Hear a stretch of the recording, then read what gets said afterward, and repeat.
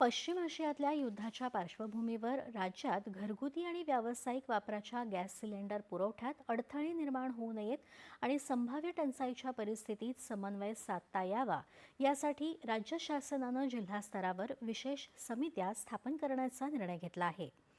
संपूर्ण राज्यामध्ये एलपीजी सुरळीत ठेवण्यासाठी तसंच पुरवठ्यावर नियंत्रण ठेवण्याच्या अनुषंगानं आवश्यक त्या उपाययोजना करण्याचे निर्देश संबंधित यंत्रणांना अन्न, नागरी पुरवठा आणि ग्राहक संरक्षण विभागाचे अप्पर मुख्य सचिव अनिल डिग्गीकर यांनी दिले आहेत।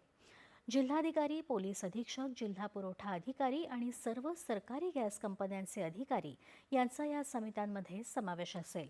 गॅस पुरवठा साखळीवर देखरेख ठेवणं, कायदा आणि सुव्यवस्था राखणं तसंच दररोज परिस्थितीचा आढावा घेऊन अहवाल सादर करणं ही समित्यांची प्रमुख जबाबदारी असेल।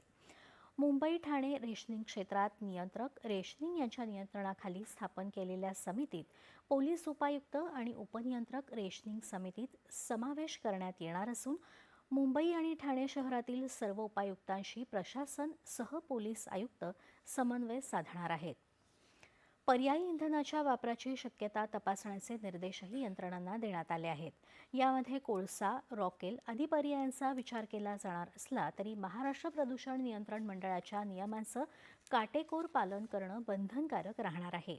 तसंच जिल्हास्तरीय समित्यांनी हॉटेल व रेस्टॉरंट संघटनांसोबत बैठक घेऊन पर्यायी इंधनाच्या वापरासाठी प्रोत्साहन देण्याचे निर्देश दिले आहेत। आखाती देशांना